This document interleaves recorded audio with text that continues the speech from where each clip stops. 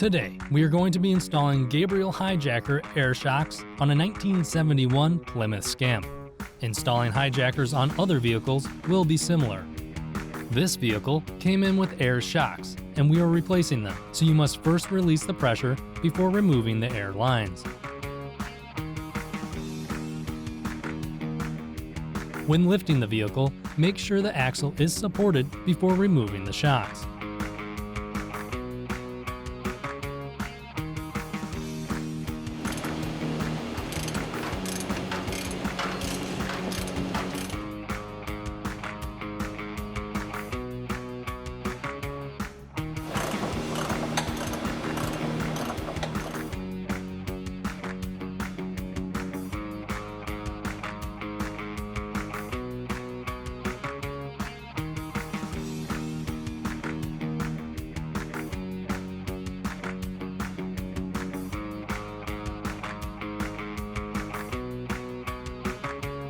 Before installing your new hijackers, carefully inflate the shocks using short bursts of air from a rubber tip air gun. Then, fully compress the shocks. Repeat this process 3 times until you feel smooth operation of the shocks.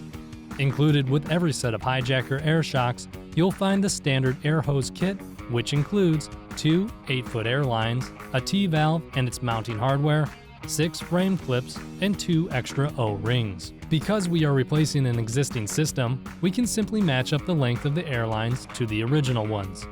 If you don't have an existing system, this is a step you will do after the shocks are installed and the T-valve location is selected. After cutting your air line to length, you're going to need to reinstall the plastic nut, ferrule, and O-rings prior to installing the line. We recommend 1/8 of an inch of air line sticking out past the last O-ring.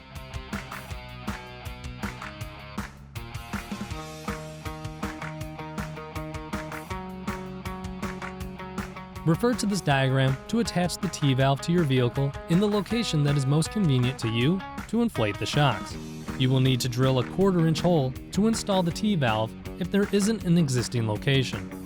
On this shock, you can mount the air fitting pointing inboard or outboard.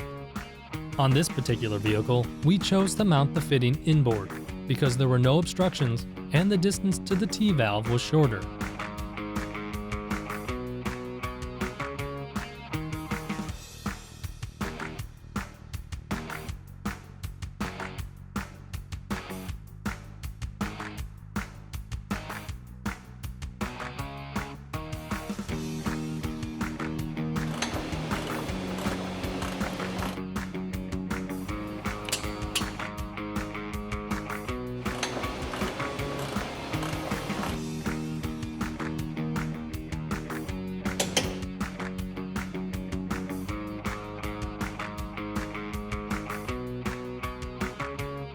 Hand tighten the plastic nuts.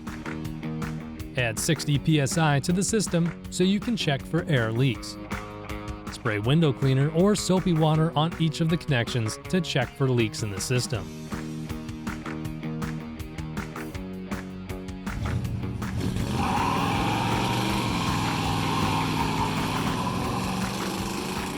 Thanks for joining us today.